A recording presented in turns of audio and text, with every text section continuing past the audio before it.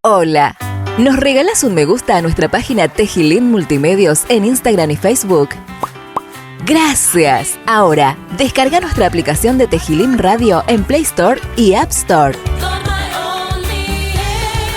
Tejilín Radio, desde Panamá, para todo el mundo, las 24 horas del día.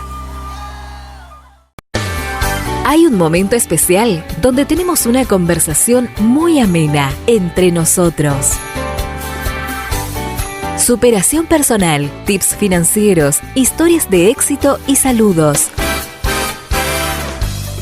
Todos los martes, desde las 7 hasta las 7:30 de la mañana, a través de Mi Preferida Estéreo 105.3 FM y retransmitido por nuestras redes sociales. Síguenos como Tejilín Multimedios. Entre nosotros, producido por CC Tejilín. ¿Qué tal, amigos? Buenos días. Bienvenidos al programa de hoy. En este mes de octubre se celebra un aniversario más de la Reforma Protestante. En cada programa de Entre Nosotros estaremos abordando algunos beneficios que ha traído consigo esta acción valiente liderizada por Martín Lutero, Juan Calvino, entre otros reformadores. Nuestra intención no es polemizar, más bien es poner de manifiesto una realidad desconocida por muchos. En el día de hoy estaremos hablando de los avances que trajo consigo la Reforma Protestante. Busque papel y lápiz, tome nota, porque Entre Nosotros comienza ya. Entre Nosotros, producido por CC Tejilín. Hola, mi nombre es Sara. Si esto fuera el siglo XIX, es muy probable que yo no pudiera leer, ni siquiera un libro o una revista, porque en ese tiempo no había escuelas para gente normal.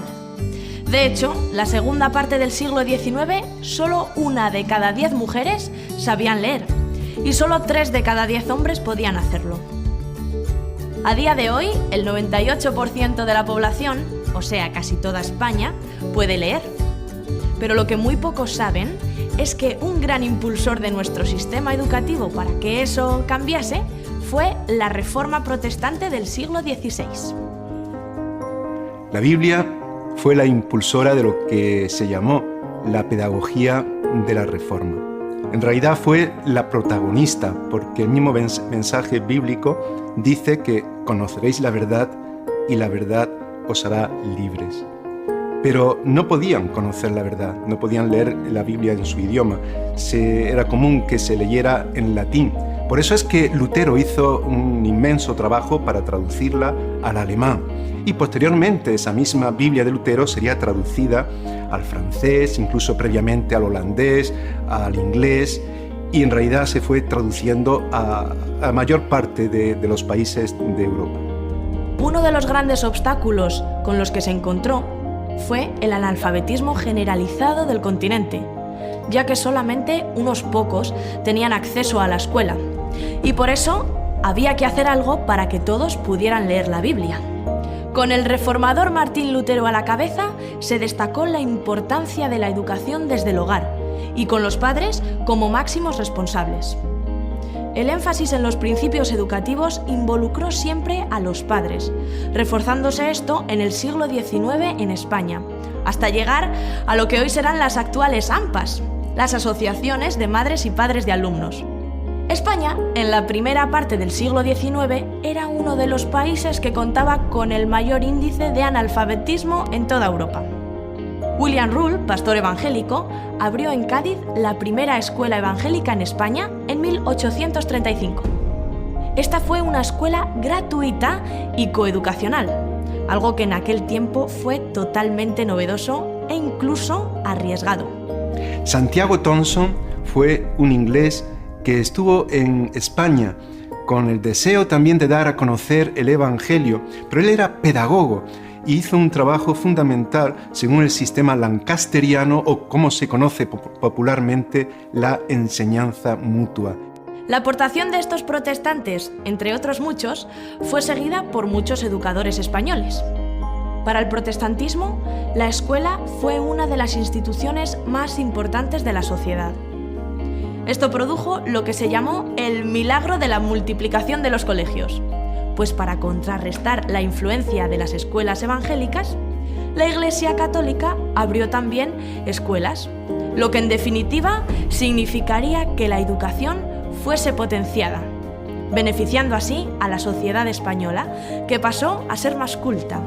Entonces podemos decir que la educación para todos, tanto niñas como niños de cualquier clase social, y la educación desde el hogar, con los padres como máximos responsables, fue impulsado por la Reforma Protestante. Pero más que leer y escribir, el efecto de la Reforma fue que cada uno, tú y yo, pudiéramos entender y decidir por nosotros mismos. Los principios de la Reforma Protestante aún siguen siendo aplicables. ¿Y cuáles son esos principios? Pues para eso no sería bueno que lo buscaras tú mismo en la Biblia. ¿No fue por eso por lo que aprendimos a leer?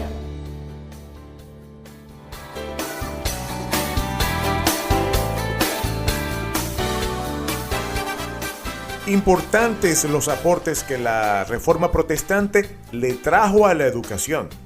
Cabe resaltar que este monje alemán, Martín Lutero, en su momento cumbre, aquel 31 de octubre de 1517, cuando él protesta, publica 95 tesis en la Universidad de Wittenberg, Alemania. Estas 95 tesis tenían que ver exclusivamente, principalmente, con la relación del hombre con Dios. Pero hay una limitante: las personas no saben leer.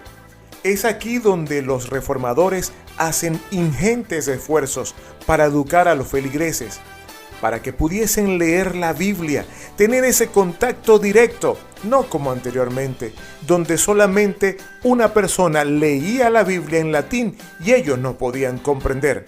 ¿Qué momento más interesante debe ser aquel cuando aquella mamá que recién aprende a leer le lee a sus hijos la historia de cuando David venció a Goliat? O también aquel momento cuando aquel padre le lee a sus hijos el nacimiento de Jesús. Fue así. Me imagino la alegría de todos esos feligreses al decir: mas ahora mis ojos te ven. Y es entonces cuando comienza una gran avalancha educativa con el fin de evangelizar a los pueblos. William Rule en España funda la primera escuela evangélica gratuita en 1835. También se utilizaba mucho el sistema lancasteriano, que tiene que ver más que nada con la enseñanza mutua. 503 años después, y todavía nos hace falta comprender el papel importante que juegan los padres en el proceso educativo. Hagamos conciencia. La educación es un trabajo de todos. En el siguiente reportaje vamos a conocer el impacto de la Reforma Protestante, pero en la educación superior. Pongan mucha atención. Tal vez los nombres de Harvard, Yale o Princeton sean familiares para ti. Las universidades que llevan estos nombres están asociadas a la educación de alta calidad. Sin embargo, quizá te sorprenda saber que estas instituciones se establecieron principalmente para entrenar a los ministros del Evangelio y para evangelizar el litoral atlántico de las colonias inglesas en América. La Universidad de Harvard se fundó en 1638, tan solo 18 años después de que los peregrinos pusieran un pie en Plymouth Rock. La universidad fue fundada por los puritanos, quienes estaban entre las personas más educadas de su época. La historia de este importante centro educativo se resume hoy en su entrada. Después de que Dios nos había llevado a salvo a Nueva Inglaterra y habíamos construido nuestras casas, provisto lo necesario para nuestro sustento, levantado lugares convenientes para la adoración de Dios y establecido el gobierno civil, una de las siguientes cosas que anhelábamos y cuidábamos era avanzar en el aprendizaje y perpetuarlo para la posteridad, temiendo dejar ministros poco competentes a las iglesias cuando nuestros ministros actuales yacieran en el polvo. Los primeros presidentes y tutores de Harvard College insistieron en que no podría haber verdadero conocimiento o sabiduría sin Jesucristo. Las reglas y preceptos de Harvard, adoptados en 1646, incluyeron los siguientes puntos esenciales: Todos considerarán el fin principal de su vida y estudiarán para conocer a Dios y a Jesucristo, que es la vida eterna, viendo que el Señor da sabiduría. Todos, mediante la oración secreta, buscarán sabiduría. Cada uno deberá ejercitarse en la lectura de las Escrituras 2 veces al día para estar listo para dar cuenta de su destreza, tanto en observaciones teóricas de lenguajes y lógica, como en verdades prácticas y espirituales. Según cálculos, el 52% de los graduados de Harvard del siglo XVII se convirtieron en ministros del Evangelio. Hacia el cambio de siglo, en 1701, los cristianos en la región de Connecticut fundaron la Universidad de Yale como alternativa a Harvard. Muchos pensaban que Harvard estaba demasiado lejos y era demasiado cara. Además, también observaron que el ambiente espiritual en Harvard ya no era lo que había sido.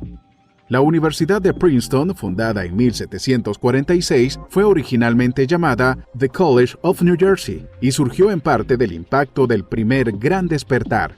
También retuvo su vigor evangélico por más tiempo que cualquier otra escuela cercana. De hecho, los directores de Princeton fueron creyentes hasta al menos el comienzo del siglo XX, como también muchos de sus profesores. Un fuerte impulso misionero generó la fundación en 1754 en New Hampshire de Dartmouth College. Su carta real, firmada por el rey Jorge de Inglaterra, especificaba la intención de la escuela de llegar a las tribus americanas y de educar y cristianizar a los jóvenes ingleses también. Eleazar Willock, un amigo cercano del evangelista George Whitefield, selló la carta. El primer presidente de la Universidad de Columbia, en Nueva York, conocida inicialmente como King's College, sirvió como misionero en Estados Unidos bajo la Sociedad de la Propagación del Evangelio en el Extranjero, con sede en Inglaterra. La Iglesia de Inglaterra estableció el colegio de William and Mary, cerca de Williamsburg. Los colonos holandeses reformados formaron el Queen's College. Más tarde, la Universidad de Rutgers, en Nueva Jersey. La Universidad de Brown se originó con las iglesias bautistas esparcidas en el litoral atlántico. Cuando las iglesias de Filadelfia le negaron el acceso al púlpito al gran evangelista George Whitefield, forzándolo a predicar al aire libre, algunos de los admiradores de Whitefield, entre ellos Benjamin Franklin, decidieron erigir un edificio para acomodar a las grandes multitudes que querían escucharlo. La estructura que construyeron se convirtió en el primer edificio de lo que ahora es la Universidad de Pensilvania. Como recordatorio, una estatua de Whitefield ocupa un lugar destacado en ese campus en la actualidad. Prácticamente todas las instituciones educativas fundadas en las colonias antes de la Guerra de Independencia de los Estados Unidos fueron establecidas por alguna rama de la Iglesia protestante. Aunque estas instituciones educativas han perdido gran parte de su identidad cristiana, influyeron profundamente en la espiritualidad de los estudiantes en los primeros siglos de la historia moderna norteamericana. Sus directivos y sus facultades ayudaron a establecer un alto nivel espiritual, y en muchas ocasiones sus campus sintieron el impacto de los avivamientos. Los educadores de los primeros Estados Unidos entendieron que el clima moral y ético de sus escuelas, facultades y universidades moldearían a sus generaciones futuras y, en última instancia, podrían decidir el curso de la nación.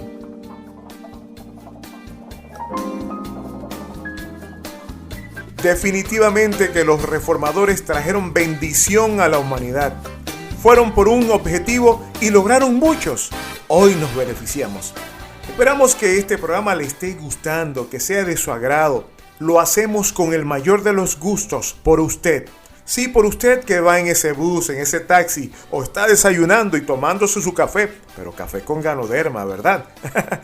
Gracias por su sintonía. Gracias por estar con nosotros. Esto es Entre Nosotros. Queremos saludar a todas las personas que nos sintonizan. Gracias por tomarse este tiempo. Gracias por reportar también al 6133-6586. Saludamos a Yixenia Caballero, también a Ana Quintero, Teodista Beitia, también a Onixa Caballero, Juan Javier Serrano. En todo esto en Santa Marta, Mariela en Santo Domingo. Allá en Manchuila tenemos a Evelio, a la familia Monroy, a la familia de la hermana Elena. No, son tanta gente que nos está escuchando en Progreso, también en Cuervito. También saludamos al equipo de trabajo, Melo, William, a Judith, a Saúl, también a Myron. Bueno, son tantos, mejor me voy aguantando. Bueno, la familia Villavicencio, al hermano Gustavo muy cariñosamente, el hermano Chamo, y al equipo, a Ramiro, a Cuti. Bueno, son tantas personas que nos ayudan también en esta labor que estamos haciendo. Gracias. Gracias por tomar el tiempo, como dije anteriormente. Vamos a escuchar un tema musical. Después del tema musical viene Juan Marcos. Sí, Juan Marcos ya tiene el tip financiero para el día de hoy. Los dejo con música de Crystal Lewis. Esto es Cuando estemos en gloria.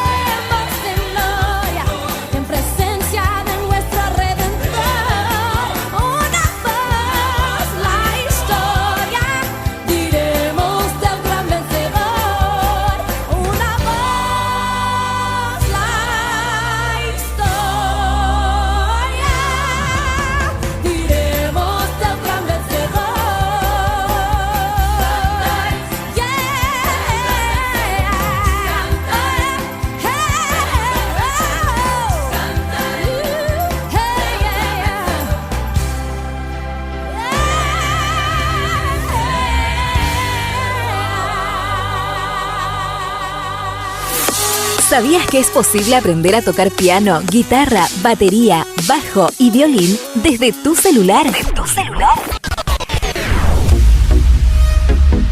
Pues la Academia de Música Tejilim te ofrece esta tremenda oportunidad.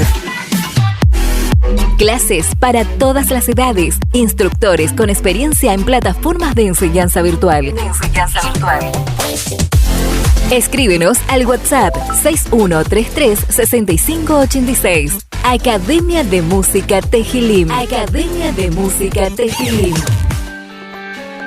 Entre nosotros, producido por CC Tejilim.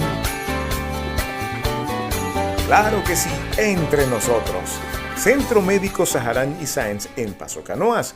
Servicios de medicina general, pediatría, odontología y laboratorio clínico completo. Llame al doctor Yasser, a la doctora Sandra al 727-7371. Repito, 727-7371. Busque el lápiz, no le funciona la pluma. Bueno, 727-7371. Ya lo notó, ¿verdad? Centro Médico Saharán y Sáenz en Paso Canoas. Saludamos también a los amigos de la Fonda El Bevi en Santa Marta. Y le tengo un dato a usted, sí, usted que toma café. Ah, ¿no toma café? Bueno, toma chocolate. Tampoco, bueno, las cápsulas o la espirulina. Sí, señores, tenemos el Ganoderma. El Ganoderma en café negro, en el café capuchino que le llamamos 3 en 1, en el chocolate, las cápsulas y también en la espirulina. Pero es un Ganoderma especial, sí, un Ganoderma que viene de Malasia, de la empresa Ganoaitosh Gano Excel. Póngame atención, este Ganoderma es hidrosoluble.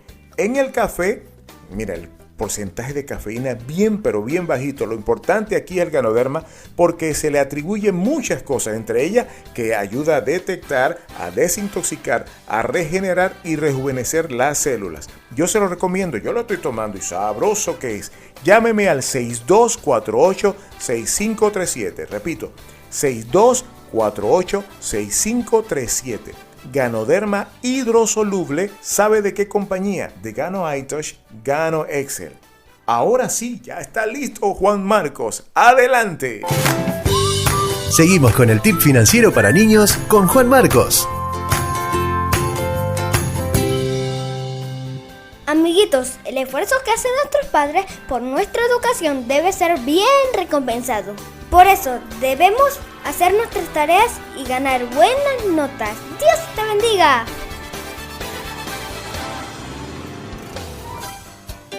El Lutero habla mucho de la corresponsabilidad en la educación, ¿no? Que es importante que el primer educador sea el padre y la madre en el hogar. De hecho, que incluso les lleven a las primeras letras. Él tuvo esa experiencia, ¿no? Su padre, que era un hombre que se hizo un poco a sí mismo, le logra enviar a varias escuelas y hasta la universidad, porque sabe que es la única manera de ascender socialmente.